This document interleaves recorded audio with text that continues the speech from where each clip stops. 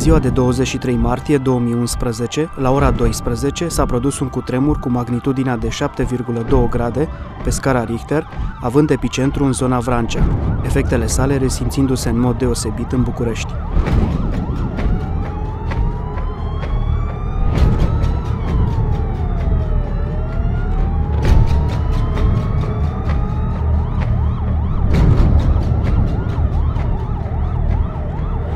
În urma cutremurului am fost solicitați la Liceul Marin Preda, unde s-a produs și un incendiu la laboratorul de chimie, datorită substanțelor aflate acolo. În urma zgâlțâirii, acestea au intrat în contact una cu alta și au produs un incendiu. Acolo au fost surprinse de incendiu, au fost surprinși doi elevi de incendiu, iar tot la etajul 2, într-un balcon, datorită fumului și gazelor toxice, 6 elevi și profesori au rămas blocați acolo și nu se mai puteau evacua.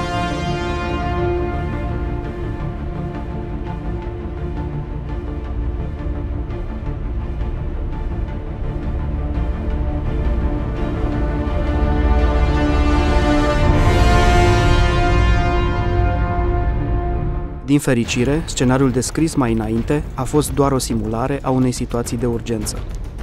O campanie de informare și instruire, inițiată de către deputatul Dănuț Liga, în colaborare cu Institutul pentru Situațiile de Urgență, a fost demarată pe 23 martie la Liceul Marin Preda din capitală.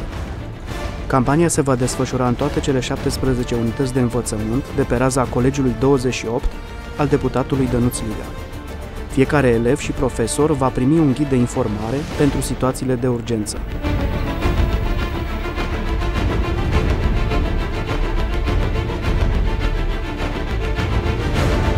În urma evenimentelor tragice care s-au întâmplat în ultima săptămână în Japonia și chiar în urma emisiunilor televizate pe acest subiect, am hotărât că este extrem de important ca profesorii, copiii, să fie foarte bine pregătiți și instruiți în ceea ce înseamnă o situație de urgență, cum ar fi cutremur, incendiu și multe altele.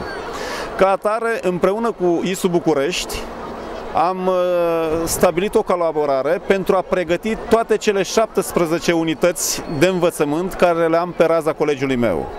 Și începând de astăzi, am demarat această campanie de pregătire.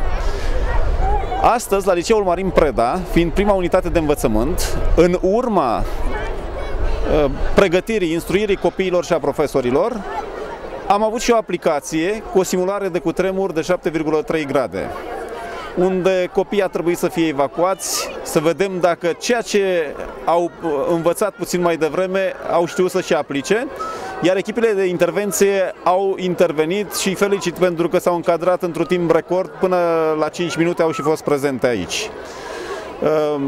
Cred că este extrem de important ca în asemenea situații copiii să poată fi pregătiți chiar dacă sunt la școală, chiar dacă sunt pe stradă, chiar dacă sunt acasă, să știe cum să reacționeze în asemenea situații.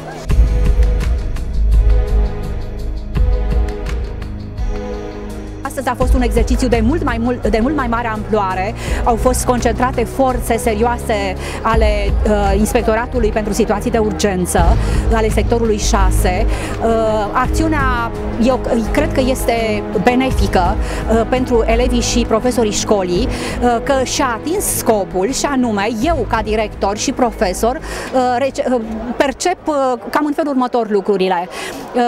Cel mai bun câștig al acestui exercițiu a fost că atât copiii cât și profesorii sunt treziți la realitate și atenționați că se poate întâmpla așa ceva. Considerăm necesară și importantă instruirea acestor copii. Ne bucură că cei de la situații de urgență au fost alături de noi astăzi în număr mare. Mulțumim domnului deputat Liga pentru sprijinul acordat și voi cere și sprijinul conducerii și sprijinul colegilor, astfel încât instruirile viitoare să acopere golurile în pregătirea copiilor și în pregătirea cadrelor didactice. cred că este un pas făcut înainte în ceea ce privește prevenirea și, dacă vreți, felul de a reacționa în asemenea situații extreme.